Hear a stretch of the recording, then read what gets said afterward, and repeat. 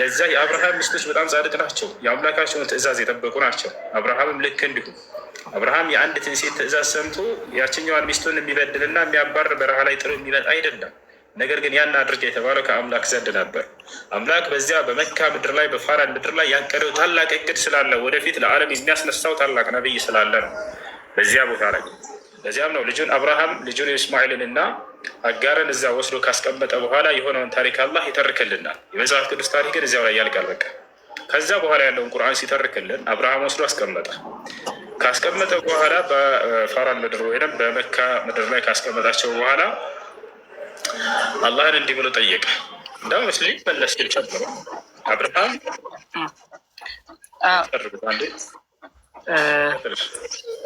እነሱ ከሱ ሲለዩ ያው የተለዩበትን ምክንያት ባራይቱ እንደውም ባራይቱ ነው የሚላት አጋርን ማለት ነው። ያው ከዛ እሷን እንደዛ ያደረገበት ባለመስማማታቸው እንዳልኩ። ከዛ ሲቀጥል ደግሞ ለእጃቸው ስንቅ እንዲሆን ዘንድ የሰጣቸው የሚለው አንዲት ቂጣና አንዲት ከዳ ውሃ እንደዛ ነገር ያንን ይዘው ያን ሁሉ ኪሎ ሜትር ማለት ከኢየሩሳሌም መሰለኝ ቦታ ከዚያ ብቻ መካ ድረስ ርቀት እንዳለው ያሳያል። እንደውም እስከ 500 ኪሎ ሜትር እንደማለት ነው። ልክ ያንን ይዘው እዛ ድረስ መድረስ ይቻላቸዋል ወይ? እንደውም ቦታዋን ግብጽ እና እንትን መሀል ያለች ቦታ አድርገው ነው የሚያሳዩት ማለት ነው።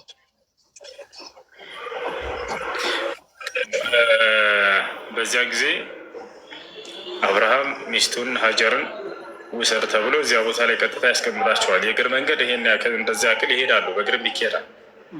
ለምሳሌ ሙሴና ፈርዖን ሀሮን ሄደው ፈርዖንን በግብጽ ምድር ላይ የእስራኤልን ወገን ልቀቅልን፣ ወደ መካ ወስደን ሀጅ እናስደርጋቸው ብለው የ3 ቀን መንገድ እንደሆነ በዚያው ላይ ይናገራል። በእግራቸው ማለት ነው። ያንን ሁሉ ሊሄዱ እንደሚችሉ ያንን ሁሉ እንደሚያደርጉ መጽሐፉ ላይ ተጽፏል። ያው አብርሃምም ልክ እንዲሁ ያን ሁሉ መንገድ ወስዶ ከኢየሩሳሌም ወስዶ የታስቀመጣቸው መካ ምድር ላይ ያስቀመጣቸው። ባስቀመጣቸው ጊዜ አጋር ጠይቀው ነበር። ማንም ሰው የለም ነበር። በምድረ በዳ ነው የሚለው መጽሐፉ ራሱ ያለበት። ወስዶ ካስቀመጣቸው በኋላ አጋር ዘወር ብላ አብርሃምን ጠየቀችው አሉ ነቢ ሰለላሁ ዐለይሂ ወሰለም ታሪኩን ሲቀጥሉት ማለት ነው።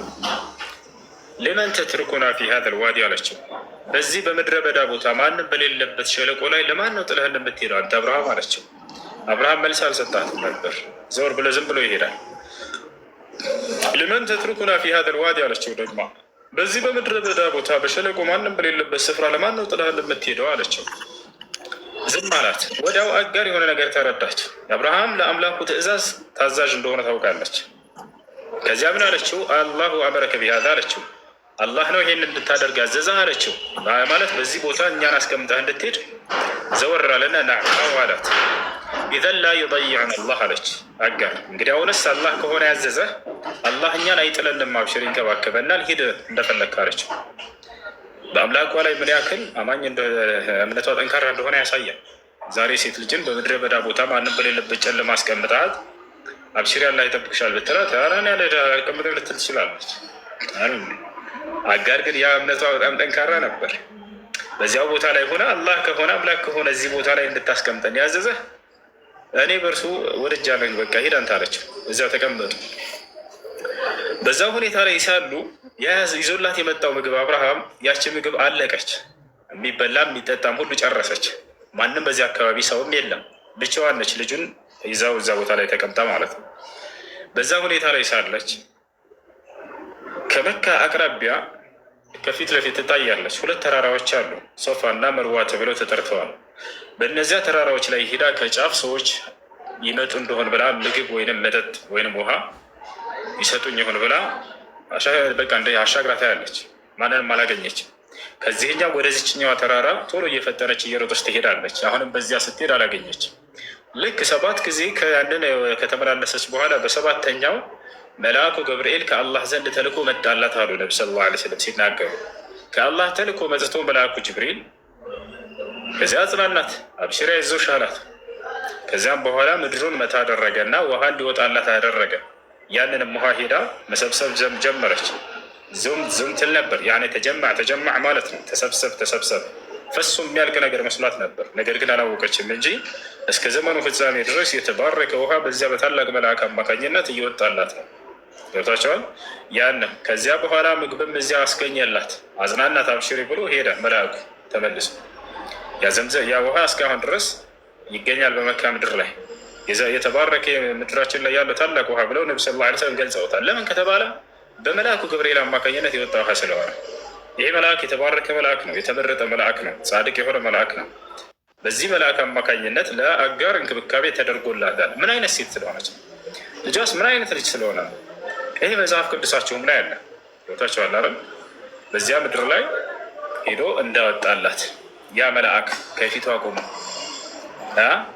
አብሽሪ ብሎ እንዳጽናናት ያንን ሁሉ ታገኛላችሁ። እና ያም እንደሆነ አንድ ጊዜ ላሳያችሁ። እንደው በደንብ ተከታተለኝ፣ ላሳየህ። በደንብ ተከታተሉ። ዘፍጥረት 16-14 ላይ እንሂድ። 14 ላይ ተመልከት። ከየት ይጀምራል?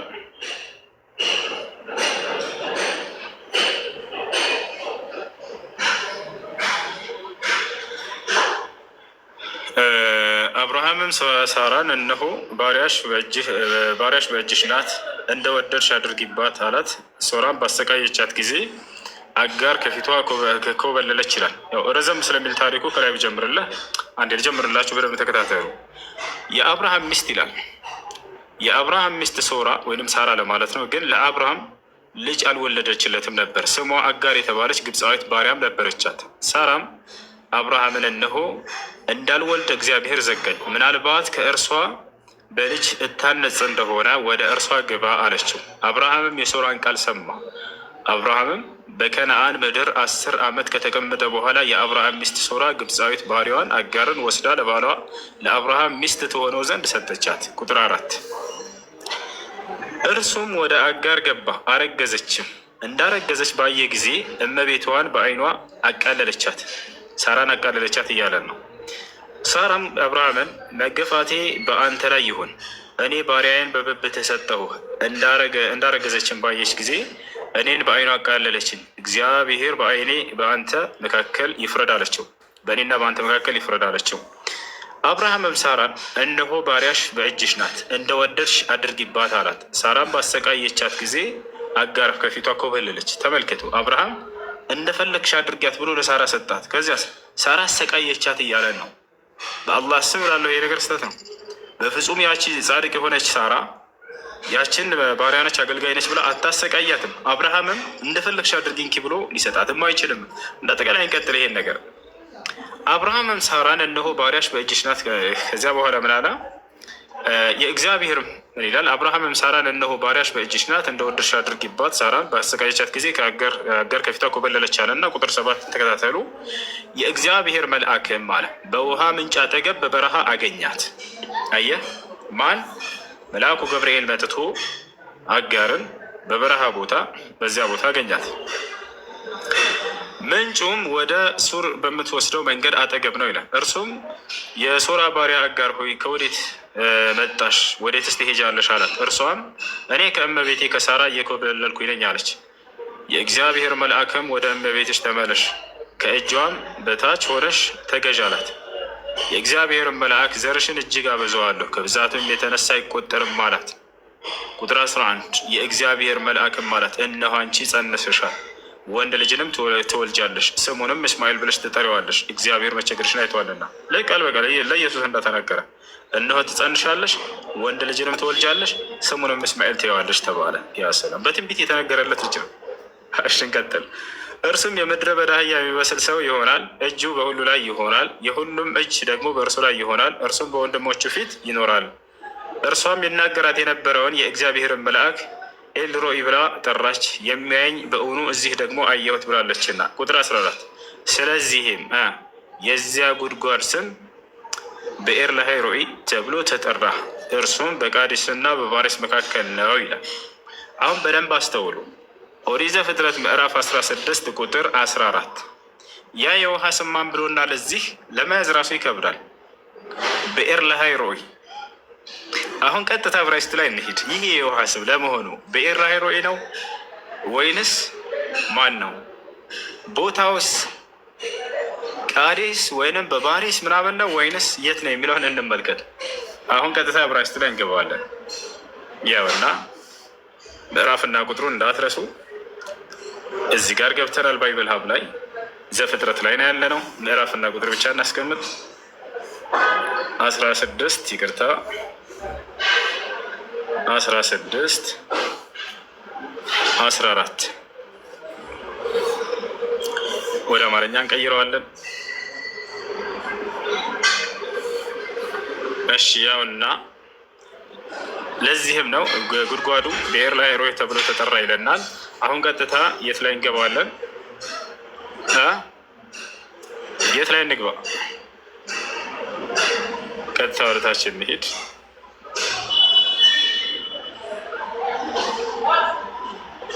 እሺ ያ ጉድጓድ ማን ተብሎ ይጠራል? ማን ተብሎ ይጠራል ያ ጉድጓድ? እስኪ ወደታች እንሂድ።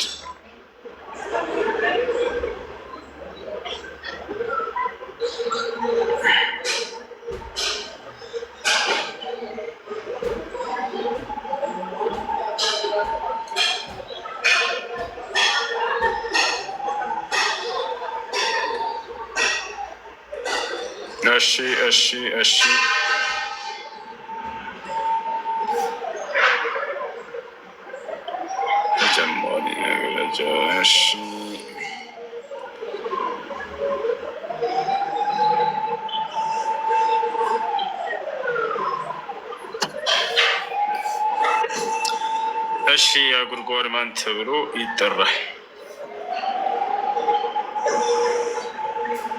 ምናልባትም ወደ አማርኛ እንቀይረው። ችግር የለም፣ ወደ አማርኛ እንቀይረዋለን። የግል መጽሐፍ ቅዱስ ሙሉ ማብራሪያ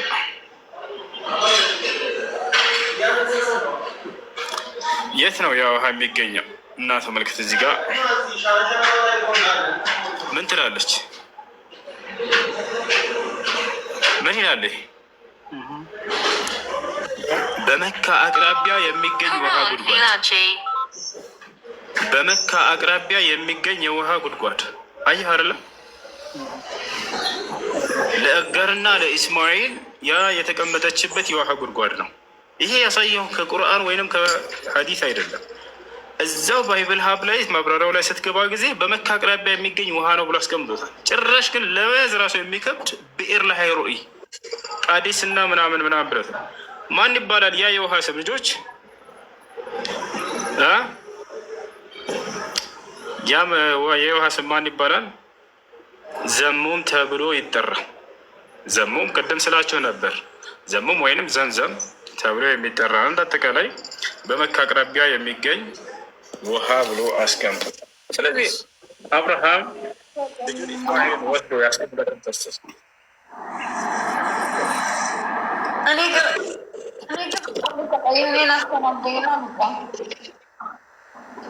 እሺ፣ ጥያቄሽ ምንድን ነው? ከእስላም ውጭ ገነት ነበረ። እንዴት ነው እንደዛ የሚሆነው? ማስረጃ ልታሳየኝ ትችላለህ? ምን የሚል ነው ያልሽው? ምንድን ነው ያልሽው? ከእስላም ውጭ ገነት የሚገባ የለም። ስለዚህ ሌላው ገነት አይገባም። ማስረጃ ትሰጠኝ ትችላለህ? ለመሰለሽ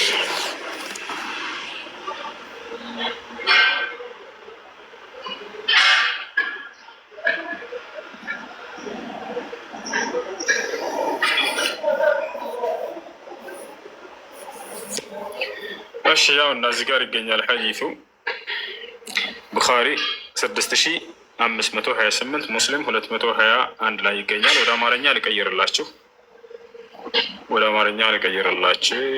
ያው ያ ቃል በቃል በእርግጥም ጀነት ሙስሊም ነፍስ ካልሆነ በስተቀር አይገባም። ሙስሊም ነፍስ እንጂ ሌላ ማንም ገነት አይገባም ብለው ነብዩ ሰለላሁ ዐለይሂ ወሰለም ቃል በቃል ተናግረዋል። በእርግጥም ጀነት ሙስሊም ነፍስ ካልሆነ በስተቀር ማንም አይገባም። ያ ኦኬ። ደግሞ ለምንድን ነው ዲቃላ ገነት አይገባም ያላችሁት? ለምንድን ነው? መጽሐፍ ቅዱሳችሁ ላይ ነው ያለው። ዲቃላ ገነት አይገባም የሚለው ቅድም ሳሳያቸው ነበር። እሱ ነገር ውሸት እንደሆነ ሳሳያቸው ነበር። አሁንም አውጥቼ ላሳይሽ። ትክክል ነው። ዲቃላ ገነት አይገባም የሚለው ናይ ላሳይሽ። አንድ ስጠት እንደሆነ ላሳይሽ። ሄሎ፣ አቤት። አለይኩም ሰላም። ላይፍ ላይ ነኝ። ይቅርታ አንድ አሁን ላይፍ ላይ ነኝ። ይቅርታ አንድ ስልክ እያወሩ ነው። ደረስ ማማራ ቤት ውስጥ ነው። አቤት። ኧረ እኔ ያው እና እዚህ ጋር ችግር የለም ላሳያችሁ። ዲቃላ ገነት አይገባም የሚለው ውሸት እንደሆነ አሳያችሁ። ታይሻል። ዋለይኩም ሰላም። አህለን እንዴት ነህ? ያውና ሐዲስ ላ የድኹሉ ልጀነተ ወለድ ዚና ላ የሱሕ። ወደ አማርኛ እቀይርላችሁ አረበኛ ስለሆነ የዝሙት ልጅ ወደ ገነት አይገባም የሚለው ሐዲስ የተሳሳተና ትክክለኛ አይደለም። የተሳሳተ ሆነ ለምን ቅዱስ ተጻፈ?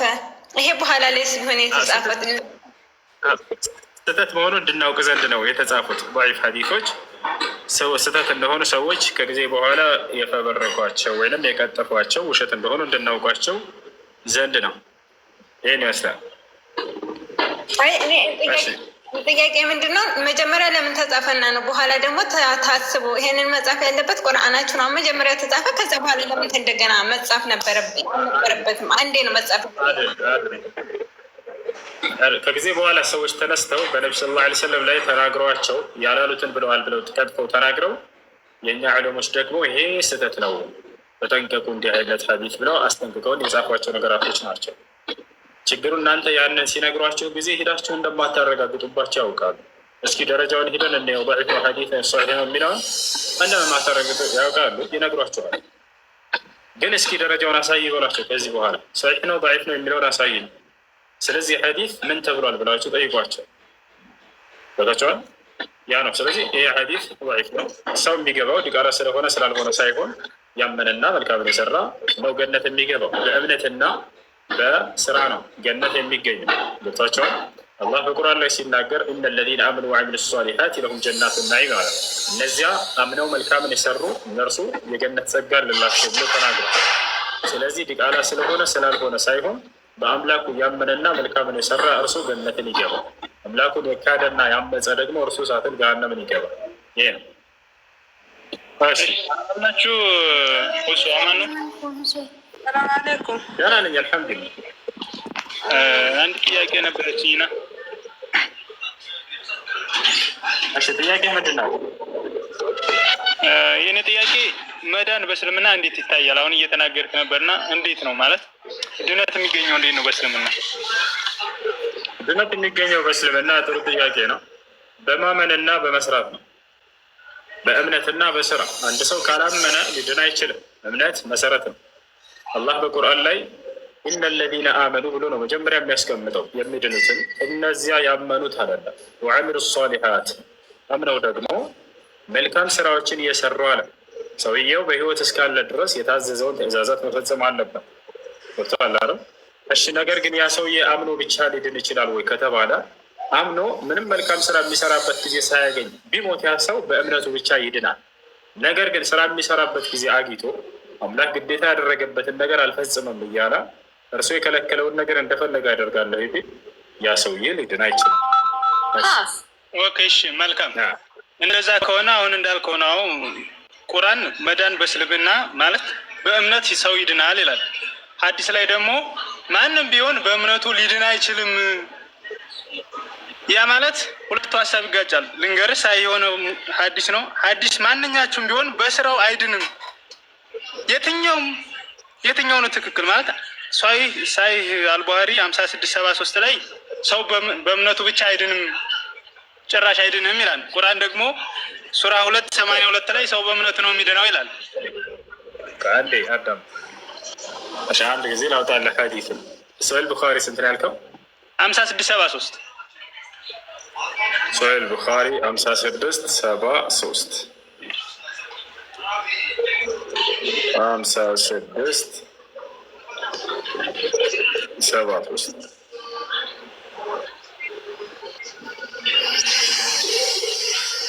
እሺ 56 ቆይ አንዴ አንዳንዱን እያየሁልህ ልሄድ ችግር የለም። አውጣው ወደ ላይ አውጣው ልየው ቪዲዮን አሳይ። ያ እንግሊዘኛውን አድርግልኝ ይለኝ። እሺ ያ ኦኬ ምን ይላል? The God died of any person will not make it enter paradise. None can enter paradise through the God died. ምን ማለት ነው? እናንተ እንዳነብልህና እንዳስረዳ ስፈልግ አይሆንም እኔን አንብብ አልከን። ቀጥል አንተ እኮ እኔ እስከዚህ ድረስ አነበብኩኝ። አሁን አንተ ተርጉምልኝ፣ ችግር የለውም። እኔማ በአማርኛውም ስላለኝ አንብቤው ነው። حدثنا أبو اليمان أخبرنا شعيب عن الزهري قال أخبرني أبو عبيدة مولى عبد الرحمن بن عوف أن أبا هريرة قال سمعت رسول الله صلى الله عليه وسلم يقول لن يدخل أحدا عمله الجنة. ذكر بأمنة جنة يقبل من ملويته كان يعلم እንግሊዘኛውን አንብበው፣ እኔ አረብኛውን አልችልም። ከዛ እንግሊዘኛውን እየፈታሽ ነገር እናንተ እዚህ ጋር በእምነት ገነት አይገባም ያለ የቱ ጋር ነው? ይኸው አይሄርድ አላህ ሜሴንጀር ያለ መልእክተኛ እንዲህ ሲናገር ሰማሁት አለ። ናሬትድ ማን አቡ ሁረይራ ማለት ነው። እሺ ዘጋድ ማለት the good deed of any person will not make him enter paradise. ማንም ሰው ቢሆን መልካም ስራም ቢሰራ ነን ካን ኢንተርን through his good deed። ስለዚህ በእምነት ገነት አይገባም ይላል። አሁን ስለ ስራ ነው እያወራ ያለው። አንተ ደግሞ ቁርአን ላይ ያመነ ገነት ይገባል ይላል፣ እዚህ ደግሞ ያመነ ገነት አይገባም ይላል ብለህን ነበር። እዚህ ጋር ያመነ ማነው ሰው ገነት አይገባም የሚል ቃል አለ ቁርአን ላይ? ሄዳ ጥሩ የሰራ ሰው በስራው ገነት ይገባል ነው ያልኩት። ስለ ስራ አይደለም አይደለም። መጀመሪያ እዚህ ጋር ገነት ይገባል አይገባም እንደገና እየጠየክ ነው። መጀመሪያ ይሄን ስለተናረበ ሰው በስራው ገነት ይገባል አይገባም። ሱራ 282 ላይ ሰው በስራው ገነት ይገባል ይላል። እዚህ ደግሞ ማንኛውም ሰው ቢሆን በስራው ገነት አይገባም ይላል።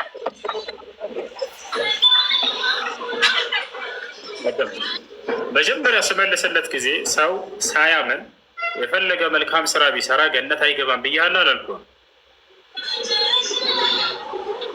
ለምን ተጻፈሽ? ሰው በስራው ገነት መግባት ይችላል ነው ይላል ቁርአን። የቱ ጋር ነው እንደሱ የሚለው? ሱራ 282 ሱራ 282 ላይ ሰውየው ያለ እምነት በስራ ብቻ ገነት ይገባል ይላል።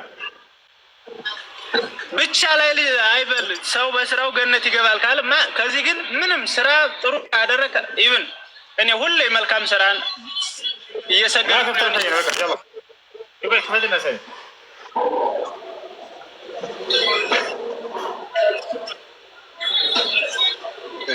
አሳየን። እኔ መረጃ ማለት መክፈት አልችልም። አንተ ክፈተው፣ ሌላ ስልክ የለኝም። ይሄን ብቻ ነው ያስኩታ። እሺ እዚያ ቦታ ላይ በስራው ነው ስለ ማን ነው በስራ የሰራ ሰው ገነት ይገባል ይላል 282 ላይ።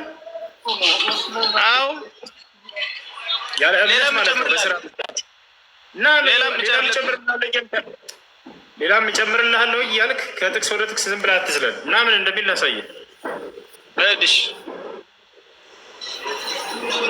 ምን ይላል? እነዚያ ያመኑት ይላል መልካም ስራ። አሁን እዚህ ጋር መልካም ስራ የሰራ ገነት ይገባል ይላል። ያለ እምነት ገነት አይገባም በስራ ብቻ እያልከው ነው ደጋግሜ። አሁን እነዚያ ያመኑት በጎ ስራዎችን የሰሩ እሺ እነዚያ የገነት ጓዶች ናቸው አለ። ምን ያሉት አለ? መጀመሪያ ያመኑት አለ። ይታያል። እሺ መልካም። እሺ እኔ የተረዳሁት ምንድን ነው?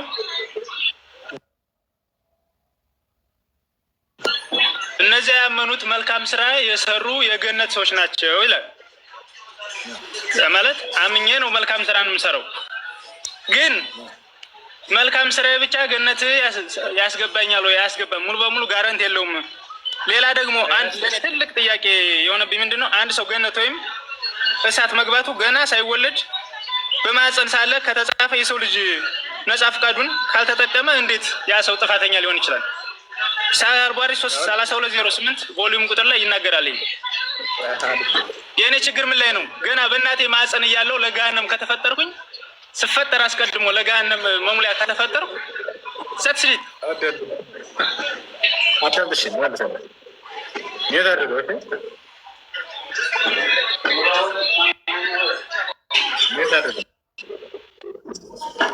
እሺ አላህ ገና ሳንፈጠር በፊት በምድር ላይ ከእናቶቻችን ማህፀን ሳንገኝ በፊት የገነት እንሁን የገሃነም ጽፎታል ወይ? ያ ከተጻፈ የእኔ ነፃ ምርጫ ፍቃድ ምኑ ላይ ነው? ነፃ ምርጫ ፍቃድ ሳይሰጠኝ የገሃነም እሳት አድርጎ መፍጠር ፍትህ ነው ወይ የሚል ጥያቄ ነው። ትክክለኛ ጥያቄ ነው። ነገር ግን ያልተረዳቸው ነገር ስላለ ላስረዳቸው።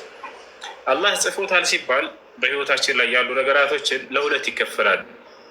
አንደኛ እንዲሆኑ የጻፋቸው ነገራቶች አሉ ለእኛ ምንም አይነት ነፃ ምርጫ ፈቃድ ሳይሰጠን ገብቷቸዋል። ሁለተኛ ወደፊት ለእኛ በሚፈጥረን ጊዜ በምድር ላይ ነፃ ምርጫ ፈቃድ ሰጥቶን ወደንና ፈቅደን የምንሰራቸው ስራዎች አሉ።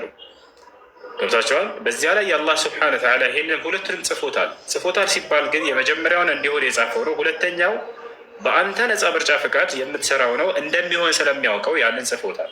ገብቷል። ስለዚህ የመጀመሪያው እንዲሆን የጻፈብህ ነገራቶች ለአንተ ነፃ ምርጫ ፈቃድ ሳይሰጥህ በራሱ የወሰናቸው ነገራቶች አሉ ካልኩ መካከል አንተ ወንድ ልጅ መሆንህ ለምሳሌ ይሄን ነገር ቀድሞ ተጽፏል ወንድ እንደምትሆን። አላህ ስብሐነ ወተዓላ ይሄን ነገር ነፃ ምርጫ ፈቃድ አልሰጠህም ለአንተ። ሴት ልጅ ሴት እንድትሆን አንተ አጭር ወይንም ረጅም መሆንህ ወይንም ቀይ ወይንም ጥቁር መሆንህ ወይንም ኢትዮጵያ መወለድህ ወይንም ሳዑዲ መወለድህ ከና ከአከሊትና ከአከሌ መወለድህ እነዚህ ሁሉ ከአላህ ስብሐነ ወተዓላ ቀድሞ የተጻፉ ነገራቶች ናቸው። በዚህ ላይ ነፃ ምርጫ ፈቃድ አልተሰጣቸውም ሁላችሁም። ገብቷቸዋል። እኔ ጥቁር ከሆንኩኝ ቀይ እንደሆን ቀይ ላድርግህ ጥቁር ብሎ አላስመርጠኝም። ነፃ ምርጫ ፈቃድ አልሰጠኝም። የራሱ ውሳኔ። አጭር ለሆነ ረጅም ይህም የራሱ ውሳኔ። ልብ በሉ ራሱ ቀድሞ በጻፋቸውና በወሰናቸው ነገራቶች በእነዚህ ላይ ነፃ ምርጫ ፈቃድ ባልሰጠን ነገራቶች ላይ ራሱ ነው ዋስትና ነው የሚወስደው። ትንሣኤ ቀን አንቀጣበትም፣ አንመነዳበትም። ነገ የፍርድ ቀን በዚህ ላይ ጻድቅም አያስብልህም፣ ኃጢአተኛም አያስብልህም። ገብታችኋል አይደል? የቀጣይ ዓለም ዕጣ ፈንታችሁ በዚህ ላይ አይወሰንም። ለምን? ራሱ የወሰነው ነገር ራሱ ምንም ነፃ ምርጫ ፈቃድ ሳይሰጣቸው የጻፈው ነገር ስለሆነ ማለት ነው። ሁለተኛ የጻፈው ነገር ደግሞ ምንድን ነው? ወደፊት የምንሰራውን ስለሚያውቀው በቅድመ እውቀቱ ያ ስላለ ያንን ያሰፈረው ነገር አለ። ገብታችኋል አይደል? ያ ደግሞ ማንኛውም ከእኛ የሚሆኑ ጽድቅና ኃጢአቶች፣ መልካም ስራና መጥፎ ስራ፣ በጎና ክፉ ስራ፣ እነዚህ ነገራቶች ሁሉ ለእኛ ነፃ ምርጫ ፈቃድ የተሰጡን ናቸው። በእነዚህ ነገራቶች ላይ ቅድመ እውቀት አለ አላህ ሱብሓነሁ ወተዓላ ሳይፈጥርን በፊት ያንን የሚያውቀውንም አስፍሮታል። እንድንሰራ ሳይሆን የጻፈው እነዚህም እንደምንሰራ ስለሚያውቀው ነው። ለምን አወቀህንም ከተባለ ፈጣሪ ስለሆነ ፈጣሪ በፊቱን የሚያውቀው መሆን አለበት። አምላክ ከመለኮታዊ ባህሪያቶቹ ከመገለጫዎቹ መካከል አልዓሊም የሚል ነው፣ አዋቂ የሚል ነው። እውቀቱ ደግሞ የተገደበ ሊሆን አይገባም። አምላክ የተገደበ ከሆነ አምላክ ሊሆን አይችልም። ገብታችኋል? አላህ ስለ እውቀት ባህሪው ሲናገር ያዕለሙ ማ በይነ አይዲሂም ወማ ከልፈሁም አለ። ስለ ፍጥረታቶች የኋላቸውንም የፊታቸውንም አውቃለሁኝ አለ። ስለዚህ ወደፊት ምድር ላይ 50 ዓመት ሰጥቶ አንተ ምን እንደምትሰራ ያንን ቅድሚያ ያውቀዋል። ያን የሚያውቀውን ነገር አንተ በራስህ ነፃ ምርጫ ፈቃድ የምትሰራውን አሰፈረው። በጣም ያ ነው። የገነት ሰዎች ገነት ሲገቡ ጊዜ፣ ገሃነም ሰዎች ገሃነም ሲገቡ ጊዜ በስራቸው ውጤት እንደሆነ ይናገራል አላህ ሱብሓነሁ ወተዓላ በቁርአን ላይ ሲናገር ፈዙቁል ዐዛበ ቢማ ኩንቱም ተክሲቡን አለ። የገሃነም ሰዎችን ነገ የትንሣኤ ቀን ምን እንደሚላቸው ሲነግረን የገሃነምን እሳት ገብታችሁ ቅመሱ ስትሰሩ በነበራችሁበት ስራ ምክንያት እላቸዋለሁኝ አለ። የስራቸው ውጤት ነው። ገብቶሃል? የጀነትንም ሰዎች ሲናገራቸው ወትልከ ጀነቱ ለቲ ኡሪትሙሃ ቢማ ኩንቱም ተዕመሉን ይላል።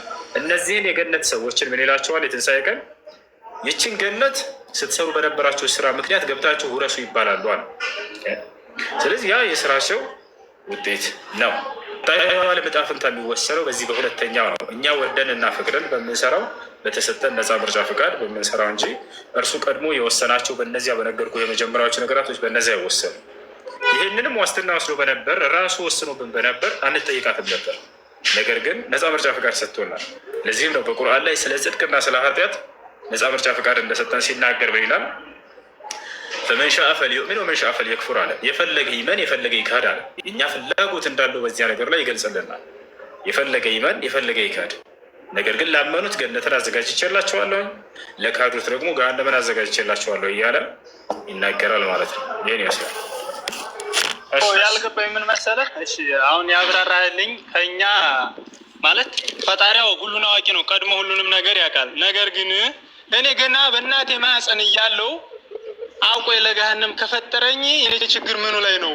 ማለት ከተፈጠርን በኋላ እኮ ህጉን አክብረን የመኖር ግዴታ የኛ ነው። የተጻፈውን የተነገረን ማክበረኛ ነው። አስቀድሜ ግን ፕሪዴስቲኔሽን ገና አላህ አውቆኝ እንዳልከው እኔን ሁሉን ነገር አውቆ ይህን ሰው ለገሃነም አመቻችለዋለሁ ብሎ ካሰበ የእኔ ችግር ምኑ ላይ ነው?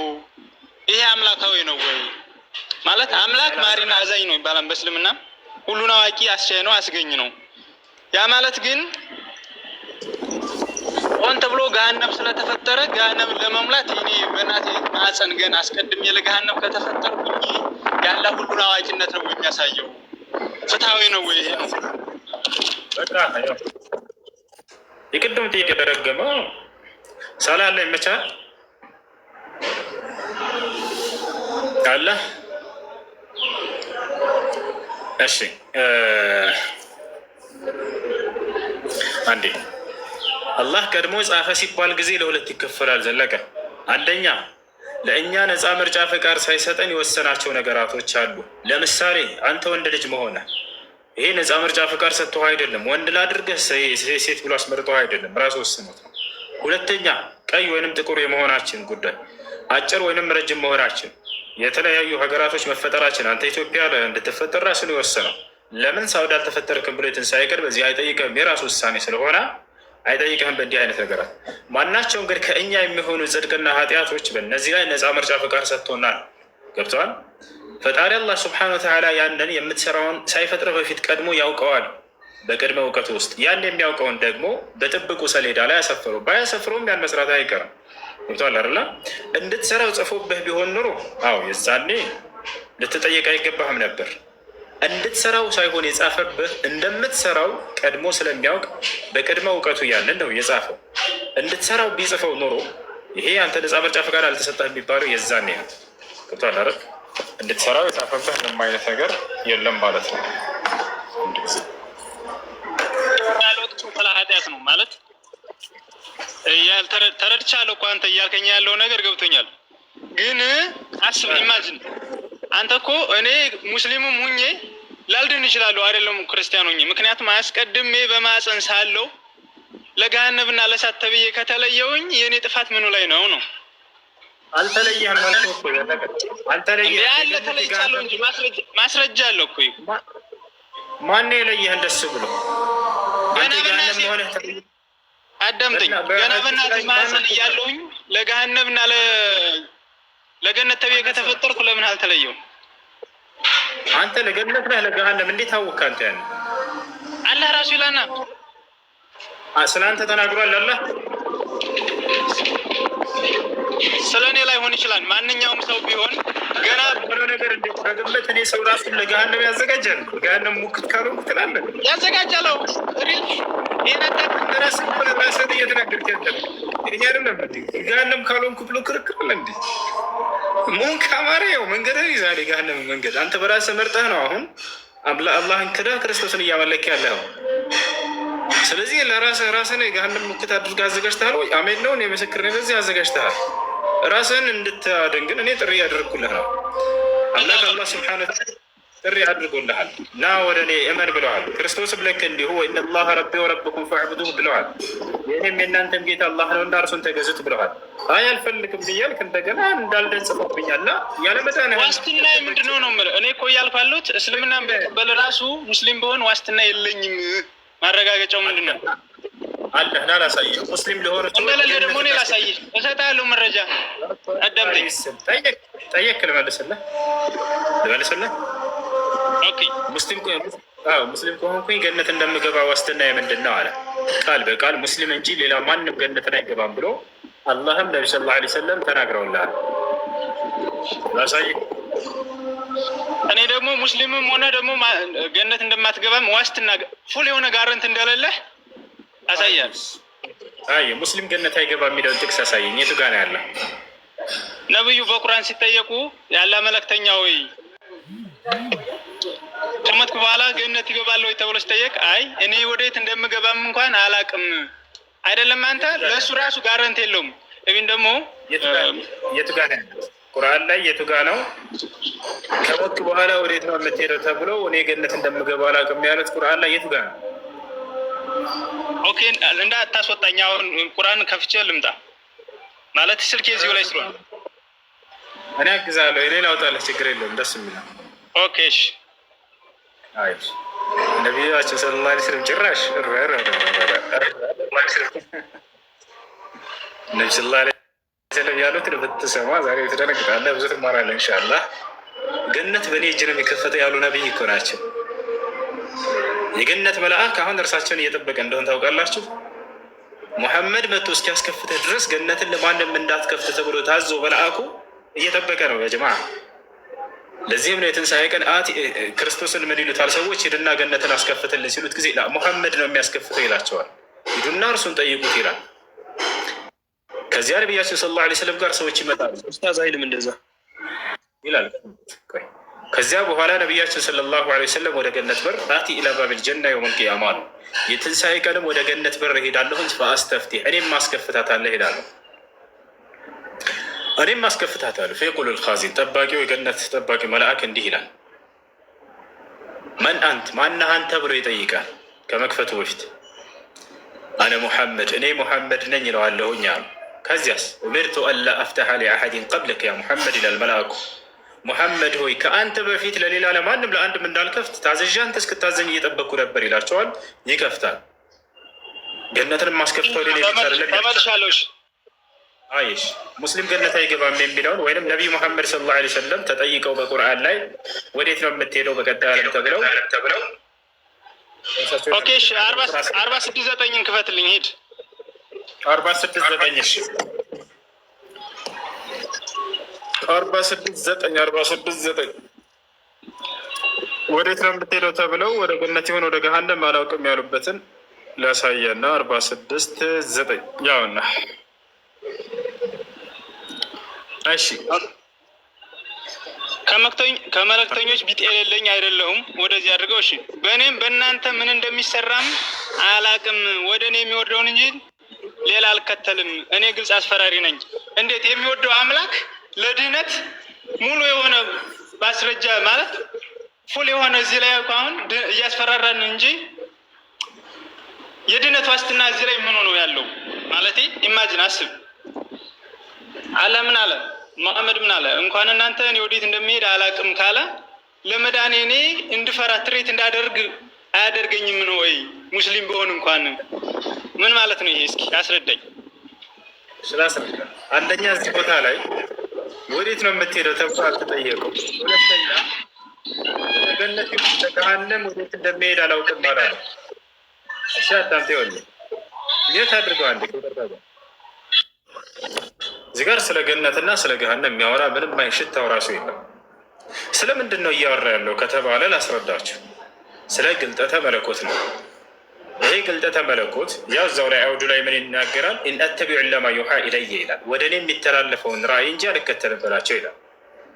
ወደፊት የሚወርደውን ግልጠተ መለኮት ነቢይ ሳይወርድለት በፊት ምን እንደሚወርድለት ያውቃል አያውቅም? ልጆች አያውቅም።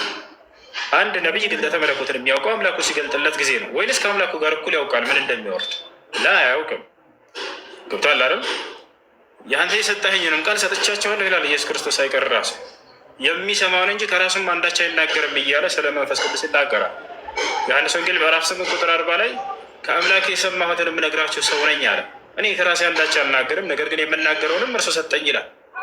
ነቢያቶች ስለዚህ አምላክ ሳይነግራቸው በፊት ወደፊትን ያውቃል አያውቁም? ላ በፍጹም ያንን አያውቁም። ያን እንጂ እየተናገረ ያለው እዚህ ጋር ስለ ገነትና ስለ ገሃነም አይደለም። ገብቶሃል አይደል? ስለ ገነትና ስለ ገሃነም ነቢያችን ሰለላሁ ዐለይሂ ወሰለም ስለ ራሳቸው የተናገሩትን ስለኛ የተናገሩትን እንደሚያውቀው አሁን ደግሞ ላሳይህ በማስረጃ ገነት እኔ የት እንደምገባ አላውቅም ማለት እሺ፣ ስለምንድን ነው? እሺ የት እንደምገባ አላውቅም አይልም። እዚህ ጋር የት እንደምሄድ አላውቅም ነው የሚለው ኋላ ስለ ገነትና ስለ ገሃነም አይደለም፣ ስለ ግልጠተ መለኮት ነው። እዛው ላይ አውዱ ላይ ላሳይህ። ያው ምን ያህል መሰለህ ቁጥር 9 ላይ ከመልእክተኞችም ብጤ የሌለኝ አይደለሁም ይላል። በእናንተ ምን እንደሚሰራም አላውቅም፣ ወደ እኔም የሚወረደውን እንጂ ሌላ አልከተልም ይላል። ስለዚህ እየተናገረ ያለው ስለ ገነትና ስለ ገሃነም ሳይሆን ስለሚወረደው ግልጠተ መለኮት ለነቢያት ለመልእክተኞች ስለሚወረደው ያን ነገር ምን እንደሚሆን አላውቅም እያሉ ነው ነብዩ ሰለላሁ ዐለይሂ ወሰለም። እኔ አሁን ጥያቄ የሆነብኝ ምንድነው በእኔም በእናንተ ምን እንደሚደረግ ምን እንደሚሰራ አላውቅም። ያ ማለት የወደፊቱ ኢማጂን ስለሱ እሱ ላይ አላህ ነው ትክክለኛ መንፈሳዊ አካል ነው እሱን የሆነ ነገር እንዲያደርግ የሚያደርገው ካላወቀ ዛት የትኛው ነው ምን ማለት ነው? ምን እንደሚሰራ አላውቅም። አንድ ያለ ፈጣሪ ነብይ የሆነው